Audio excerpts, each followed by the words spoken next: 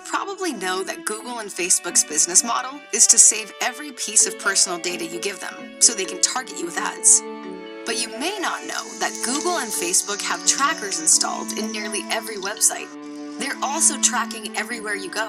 Every bit of data they collect gets added to the profile they have of you. And even creepier still, your profile also includes every connection they can find, everyone you know, and how you know them. Every new way they prompt you to engage helps them spy on you, intruding more and more into your life, until they know every private message you send, every dollar you spend, everything. There's only one way for Google to go: lower, dirtier, creepier, and more invasive, until they have their grimy fingers in every part of your private life. That's their business model. Just as big tech needs and wants data on all of us, the American people need and want data on big tech. They need it to profit. We need it to protect free speech. And I hope that today, Google will start to answer some of our questions fully and candidly, so that we can assess how we can work together to protect the robust marketplace of ideas that American political discourse has been built upon. Senator Hirono. Thank you, Mr. Chairman. The calendar says it's July 16th, but it feels like Groundhog Day in the United States Senate. A little more than 3 months ago, this subcommittee held a hearing to explore allegations of anti-conservative bias in the tech industry. My friends on the other side were critical of witnesses from Facebook and Twitter. They claimed a vast conspiracy to silence conservative voices. After listening to some of the comments from that hearing, you might think that some liberal mastermind sits at the controls of those platforms, looking at 510,000 Facebook posts and 350,000 tweets posted every minute, and removes anything that might align with the Republican Party platform. I repeat now what I said then. Claims of anti-conservative bias in the tech industry are baseless.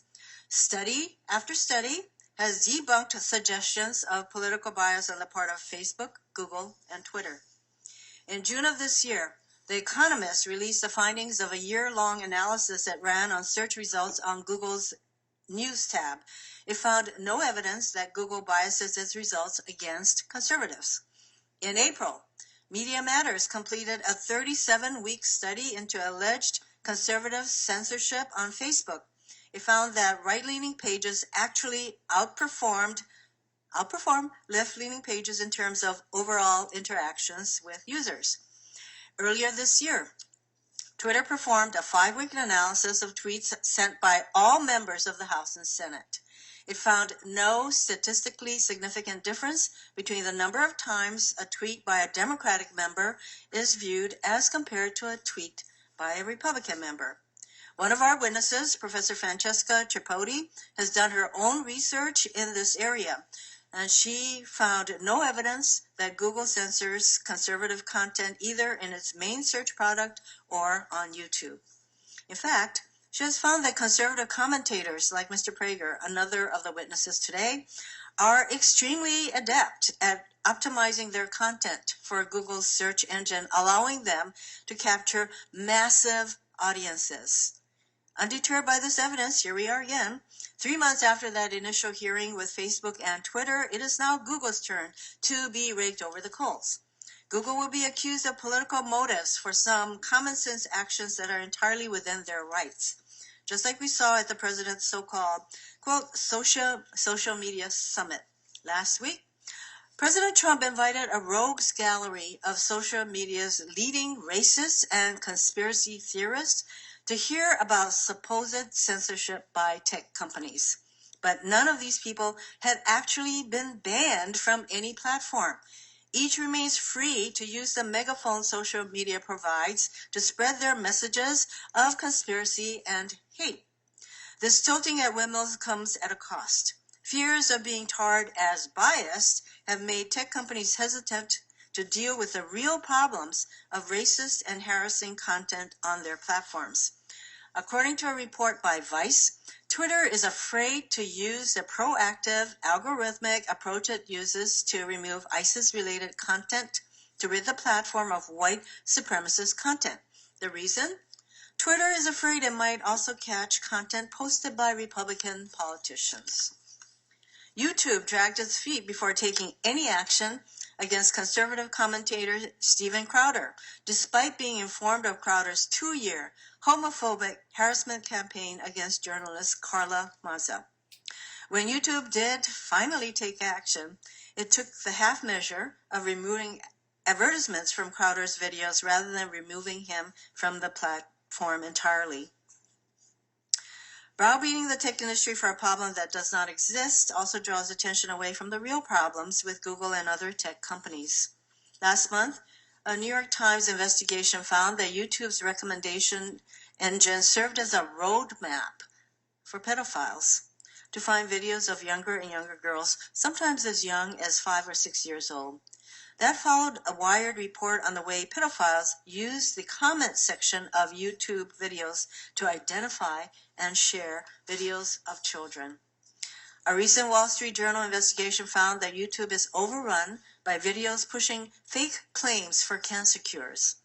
This is after YouTube stoked the flames of the anti-vax movement to the point that measles has returned to this country.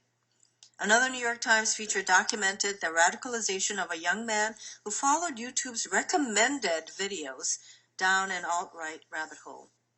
Google is a big, successful company. It employs some of the smartest people in the country. There is no question in my mind that it can solve these problems, real problems. Unfortunately, as long as we're busy making Google defend itself with clear and convincing evidence, no less, from bogus claims of anti-conservative bias, it has no incentive to address these real issues. I'm hoping another of our witnesses can shine some light in this area. Andy Parker is the father of journalist Allison Parker.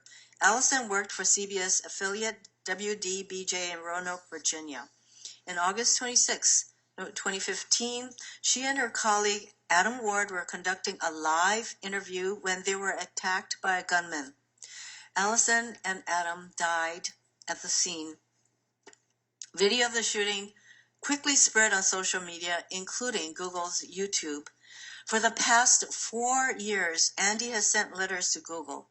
He has met with Google. He has flagged videos on YouTube. He has begged and pleaded that these videos come down.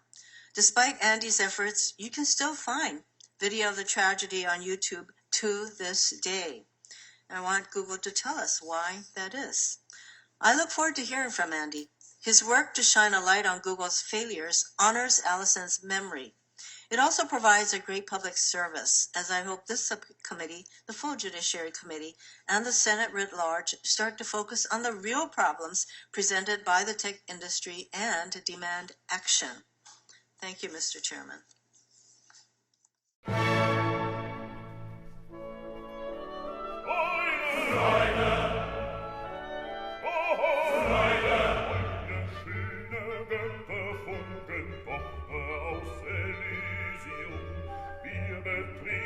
Feuer trunken, himmlische dein